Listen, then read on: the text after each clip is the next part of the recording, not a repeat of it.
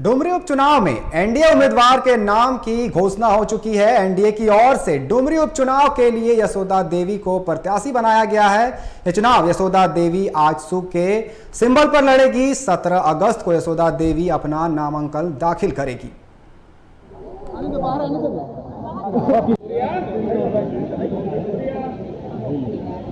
आरती madam आगे आने की। पार्टी के कोर कमेटी की बैठक हुई। कोर कमेटी ने वहाँ के तमाम वैसे ही इतिहास रचना चाहते हैं। तो जैसा रामगढ़ में एक दूसरे के साथ गठबंधन धर्म निभाया गया, हम लोग डुमरी में भी निभाएंगे। पार्टी के कोर कमेटी विधानसभा उपचुनाव के संबंध में हमारे पार्टी के प्रधान प्रवक्ता ने आपको स्पष्ट कर दिया कि हम लोगों ने किस तरह रास्तों से गुजरते हुए मीटिंग वगैरह करते हुए निर्णय लिया है। पार्टी ने निर्णय लिया है कि 33 डुमरी विधानसभा उपचुनाव के लिए एनडीए की तरफ से आजसू पार्टी की उम्मीदवार श्रीमती यशोदा देवी झारखंड आंदोलनकारी स्वर्गीय दामोदर महतो की धर्मपत्नी होंगी। और पार्टी कोर कमेटी ने निर्णय लिया है कि 17 तारीख को नामांकन करेगी, जिसमें पार्टी के केंद्रीय अध्यक्ष सुप्रीमो सुदेश कुमार महतो के साथ एनडीए के प्रमुख नेता भी मौजूद रहेंगे। तो एनडीए ने अपनी प्रत्याशी की घोषणा कर दी है। जिस तरीके से यशोदा देवी को यहां पर प्रत्याशी बनाया गया, इस पर अधिक जानकारी के लिए रांची से हमारे संवाददाता लाइव जुड़ चुके हैं धनंजय। उनसे जानेंगे कि जैसे कि प्रत्याशी का यहां पर नाम सामने आ गया है, 17 तारीख को नामांकन भरने वाली है, तो ये बेबी देवी बनाम यशोदा देवी होने वाला, इस पर क्या कयास लगाए जा रहे हैं? अब दो महिलाएं कैंडिडेट मैदान में डुमरी उपचुनाव को लेकर अब 17 तारीख को दोनों नामांकन करने वाली हैं। 5 तारीख को वोटिंग है, 8 तारीख को रिजल्ट है। अब चुनावी मुद्दा जो सरगर्मियां तेज पहले थी और नाम अब ऐलान होने के बाद, एनडीए का नाम ऐलान होने के बाद अब और ज्यादा मैदान में लोग प्रचार भी कर पाएंगे, प्रचार का टाइम भी मिल जाएगा। सबसे बड़ी बात है दोनों महिलाएं, यशोदा देवी की अगर बात करें तो उनकी उसके जो हस्बैंड थे उनका पकड़ काफी मजबूत माना जाता है वहां पे। लेकिन जगन्नाथ महतो पूर्व शिक्षा मंत्री और जेएमएम के जो उम्मीदवार पहले रहे थे और अब अभी बेबी देवी जेएमएम से उम्मीदवार हैं। जगन्नाथ महतो 4 बार विधायक रह चुके हैं उस डुमरी विधानसभा से। अब ये है कि वहां पे अब जगन्नाथ महतो के जो वाइफ है बेबी देवी और यशोदा देवी एनडीए के जो प्रत्याशी है, दोनों में काफी टक्कर देखने को इसलिए मिलेगा क्योंकि वहां पे कास्ट फैक्टर बहुत ज्यादा मायने रखता है। या वहां पे महतो कास्ट जो है बहुत मायने रखता है और उसी को देखते हुए एनडीए ने इस तरह का पासा फेंका है। पासा में कितना घुमा पाती है जेएमएम के कैंडिडेट को, यानी इंडिया के कैंडिडेट अगर कह सकते हैं, क्योंकि उसमें सारे दल मिले हुए हैं। तो ये तमाम चीज देखने वाली बात होगी। लेकिन अब बीजेपी प्रचार में उतरने को तैयार है और नाम 17 तारीख को नॉमिनेशन होगा। नॉमिनेशन के बाद प्रचार पुरजोर तरीके से वहां पे डुमरी उपचुनाव में देखने को मिलेंगे। ये कयास ये भी लगाया जा रहा है कि लालू यादव भी इसमें प्रचार करने के लिए जेएमएम कैंडिडेट की तरफ से आ सकते हैं। इस सोर्सेस से जानकारी मिल रही है।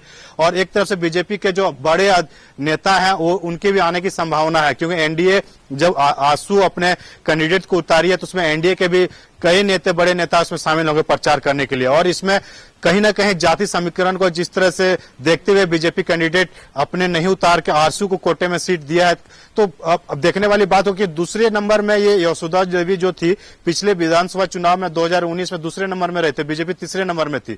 तो दूसरे नंबर में 36,000 वोट से लगभग वो हार गई थी और इस बार कितने वोट मिलते हैं ये देखने वाली बात होगी। लेकिन वहां का अगर मतदाताओं की संख्या की बात करें 2,98,669 मतदाता हैं टोटल, और उसमें से महिलाएं मतदाता हैं 1,44,174 और पुरुष की मतदाता है 1,54,452।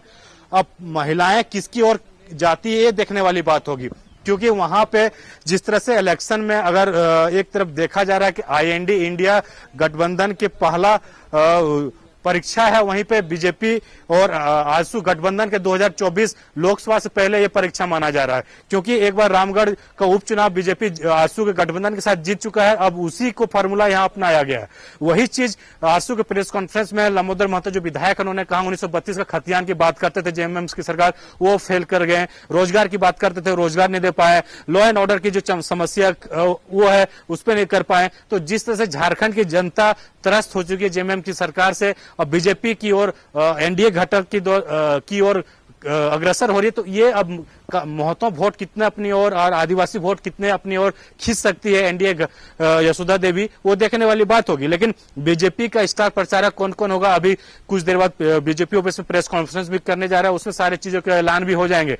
अब इस जो इलेक्शन है, यशोदा देवी जिस तरह से कैंडिडेट के तौर पर यहाँ उतारा गया है और उनके पति जब यहाँ पे इलेक्शन लड़ते थे तो उनका काफी वर्चस्व माना जाता था, उसके पति के वर्चस्व को कितने भुना पाती यशोदा देवी, आजसू के नेता और बीजेपी के बाबूलाल मरांडी का भी एक अग्नि परीक्षा की माना जा रहा है, क्योंकि बाबूलाल मरांडी प्रदेश अध्यक्ष बनने के बाद पहला उपचुनाव है जो अपने उसमें तैयार करेंगे और रणनीति तैयार करने लक्ष्मीकांत वाजपेयी भी पहुंचे हुए हैं। लक्ष्मीकांत वाजपेयी और बीजेपी प्रदेश अध्यक्ष बाबूलाल मरांडी के बीच काफी देर तक बातचीत भी हुई और सुदेश महतो जब बीजेपी कार्यालय पहुंचे थे काफी लंबे, तीनों के बीच में काफी लंबे बातचीत भी हुई है। अब क्या निकल के आया तीनों के बीच में देखने वाली बात होगी, लेकिन जमीनी हकीकत कितने वहां पे बीजेपी भुना पाती है, क्योंकि अगर बीजेपी यहां हार जाती है तो 2024 के लिए कहीं ना कहीं इसके लिए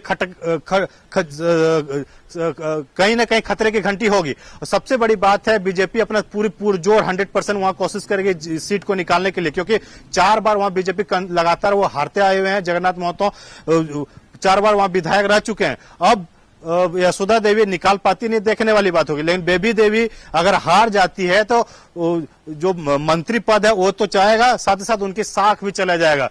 तो अब यहाँ पे मंत्री का साख और बीजेपी का बाबूलाल मरांडी का साख दोनों पे यहाँ पे सामने देखने को मिलेगा रणनीति। और कहीं ना कहीं इस चुनाव को जिस तरह से देखा जा 2024 का लोकसभा चुनाव, 2024 का विधानसभा झारखंड का चुनाव, काफी इसमें आपको दिखा देगा कि बीजेपी मजबूत है या बीजेपी पिछड़ते हुए दिख रही है, क्योंकि जितने भी उपचुनाव झारखंड में हुए हैं उसमें जेएमएम गठबंधन ही मजबूत दिखते हुए कई सीटों को जीते भी हैं। लेकिन लास्ट जो उपचुनाव हुए हैं रामगढ़ के, उसमें बीजेपी आजसू गठबंधन एनडीए गठबंधन ने जीत हासिल करके कहीं ना कहीं उसका मनोबल काफी बढ़ा है। उसी को देखते हुए आजसू और बीजेपी फिर साथ में आई है और गठबंधन से उम्मीदवार को उतारा है। और अब जनता वहां पे किसको मोहर लगाते हुए देखने वाली बात होगी, क्योंकि 5 तारीख को वोटिंग है और 8 तारीख को काउंटिंग है और 17 तारीख को नॉमिनेशन करने के लिए जा रहा है, 18 तारीख को स्क्रूटनी भी है। तो 17 तारीख को जिस तरह से बेबी देवी और यशोदा देवी दोनों अपना नॉमिनेशन दायर करने जाएगी, उस समय कितने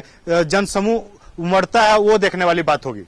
जी धनंजय, बहुत बहुत धन्यवाद हमारे साथ जुड़ने के लिए और दर्शकों को पूरी जानकारी देने के लिए। तो जिस तरीके से आज यहाँ पर एनडीए ने यहाँ पर अपनी प्रत्याशी की घोषणा कर दी है डुमरी उपचुनाव को लेकर